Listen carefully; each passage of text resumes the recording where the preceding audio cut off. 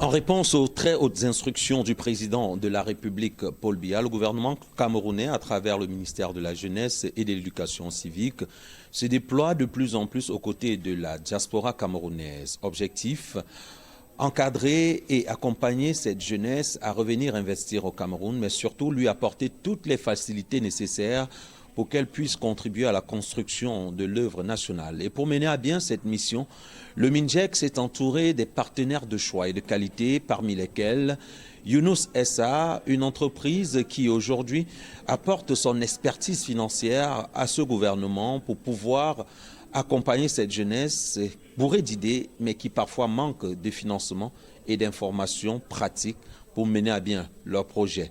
Il est justement notre invité ici en sa qualité donc de président directeur général de Younous SA. J'ai Ndoumi est par ailleurs donc ambassadeur du Paris Jeudi et donc acteur majeur dans la mise en place des programmes Dialige, entendez-y, Diaspora en Local Joint Venture. Il est notre invité sur CRTV News.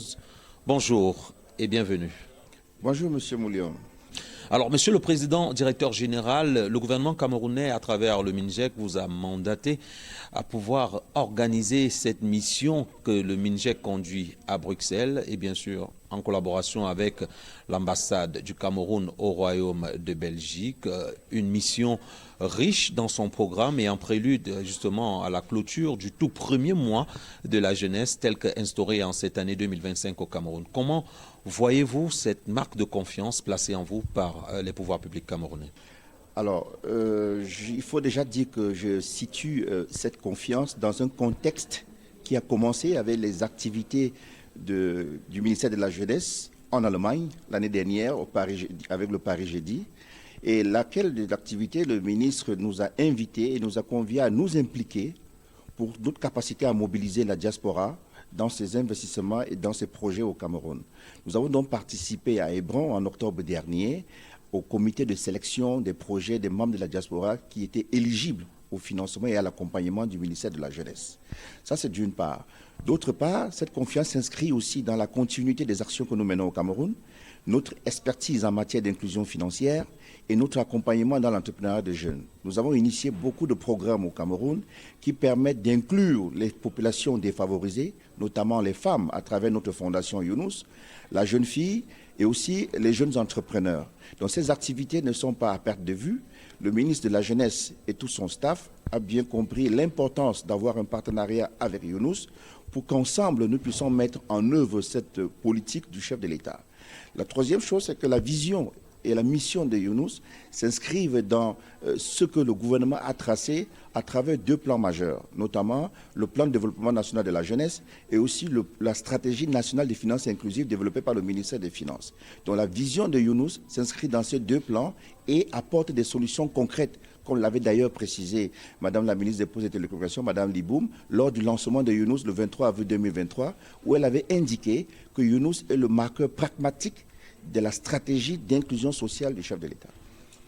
Point besoin de le rappeler, vous avez été remarqué ces derniers mois ou ces dernières années par votre dynamisme aux côtés du ministère de la Jeunesse et de l'Éducation civique en vue d'accompagner justement cette jeunesse sur le plan financier et bien au-delà. Quelles sont les solutions financières que vous proposez justement, solutions efficaces pour que cette jeunesse puisse mieux asseoir leur projet d'investissement? Alors, il faut dire que les solutions globales, qui sont les solutions de financement et surtout les solutions d'accompagnement à l'entrepreneuriat jeune, sont inspirées de la vision de Younous Mohammad, qui est le prix Nobel de la paix 2006, qui en 1976 au Bangladesh a créé le microcrédit. Donc il est aujourd'hui le père du microcrédit. Alors cet illustre homme nous a inspirés dans ce que nous faisons aujourd'hui, où nous utilisons les technologies modernes pour mettre en œuvre l'esprit d'accompagnement des populations défavorisées pour que celles-ci accèdent à une certaine dignité. Les solutions de Younous sont lesquelles? Younous offre des solutions financières sur mesure. Vous savez, les solutions financières classiques ont connu des limites et ne permettent pas aujourd'hui aux jeunes d'avoir de la ressource financière pour lancer leur activité. Il fallait donc bâtir des solutions qui s'accommodent à leur être, à leur aspiration. C'est pour ça que Younous se positionne donc comme ce fournisseur de solutions financières permettant aux populations défavorisées d'accéder à ces services qui n'étaient pas accessibles dans les finances classiques. Il s'agit du microcrédit, de la microassurance et des services de paiement. Monsieur le PDG, selon vous, quels sont les domaines d'investissement dans lesquels les jeunes devraient mieux se déployer pour pouvoir rapidement contribuer au développement du pays? Quand je parle de cette jeunesse, je parle de celle de la diaspora et bien sûr de la jeunesse du bercail. Alors, tenant compte du contexte mondial actuel et de la domination et surtout de l'incertitude, de la volatilité et de la complexité du monde, nous encourageons les jeunes à s'intéresser et beaucoup dans le domaine des énergies renouvelables, parce que tout se fait à base d'énergie.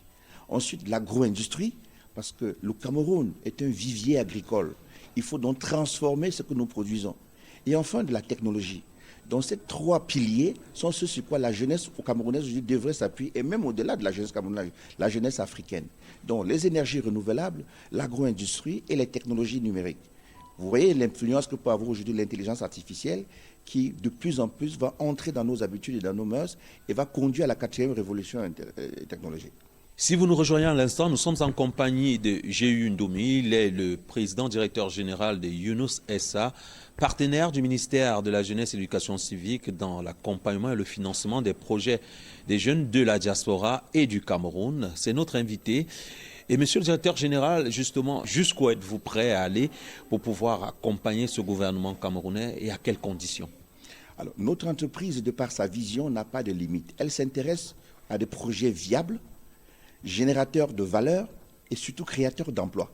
Parce que c'est ça la problématique de la jeunesse aujourd'hui. La jeunesse a besoin d'être occupée, la jeunesse a besoin de se sentir valorisée, c'est-à-dire créer de la valeur au sein de la société et rester dans la durabilité. C'est pour ça que nous mettons aussi un accent majeur sur la protection de l'environnement pour rester avec des emplois durables.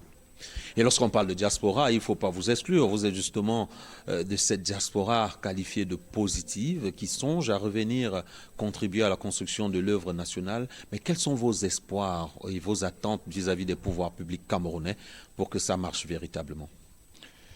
Alors, nous attendons du gouvernement du Cameroun, en réalité, ce que le ministre de la Jeunesse a déjà initié, c'est-à-dire être à l'écoute de cette jeunesse. Les solutions de la jeunesse ne peuvent pas se faire sans la jeunesse elle-même. Et la diaspora ne s'exclut pas dans cette dynamique. La diaspora a besoin d'être écoutée, la diaspora a besoin que ses aspirations soient prises en compte dans l'élaboration des stratégies de politique de développement économique au niveau national. Ça, c'est l'un des points majeurs que nous essayons de mettre l'accent dessus. Yunus n'est que le traceur pragmatique de cette aspiration qui traduit en réalité les savoir-faire et les investissements que peuvent mobiliser la diaspora au profit du développement de notre économie locale.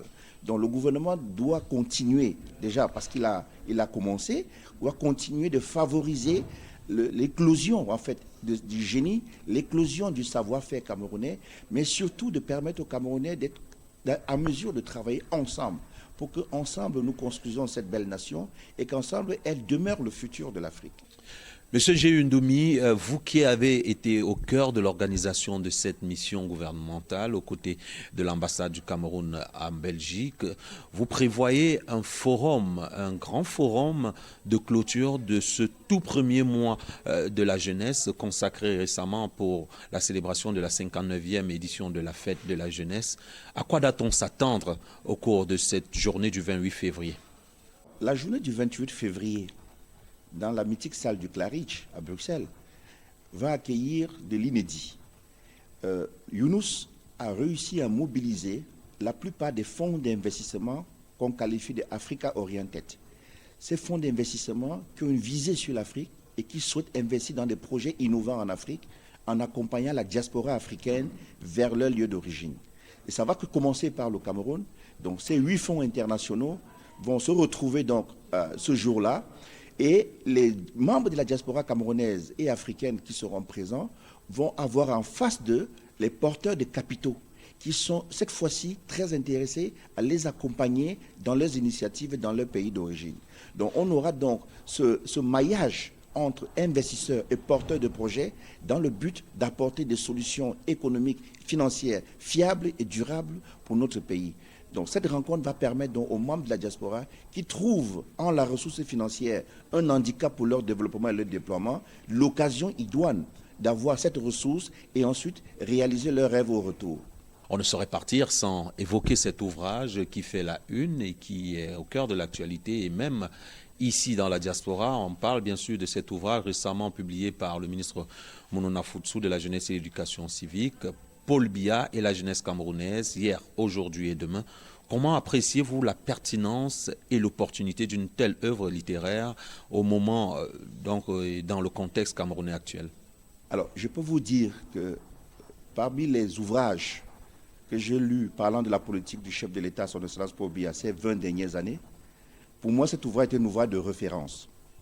Déjà, pour la cible, la jeunesse, les actions du gouvernement camerounais, sous l'inspiration de son illustre chef, autour des actions précises, rentables et qui mettent en lumière ce que le gouvernement fait régulièrement, mais qui est méconnu de nous autres, qui regardons les choses de l'extérieur.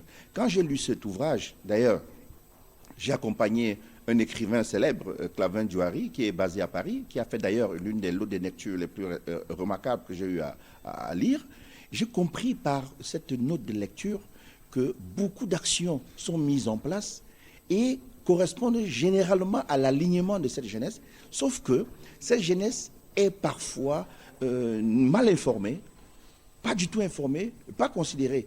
Mais à la lecture de cet ouvrage, ça a repositionné ma vision et ça a réaligné mes aspirations sur un ensemble d'actions que le gouvernement a mis en place. Moi, je recommande cet ouvrage à la plupart des jeunes, surtout ceux de la diaspora, pour qu'ils comprennent dans quelle mesure le gouvernement de la République du Cameroun n'a sans cesse pensé à sa jeunesse, n'a sans cesse mis sa jeunesse sur la trajectoire du développement. C'est ce que je pouvais en dire pour cet ouvrage. Les politiques publiques sont connues, les actions du gouvernement aussi, des actions soutenues par la diaspora camerounaise, diaspora dite positive, qui, chacun à son niveau, apporte sa part de pierre à l'édifice de l'œuvre nationale. C'est le cas de Younous Essa. C'était notre invité à travers son président directeur général, Jéhu Ndomi. C'était un plaisir de l'avoir avec nous. À vous aussi de tirer profit de nos échanges. Restez en très belle compagnie de nos programmes sur CRTV News.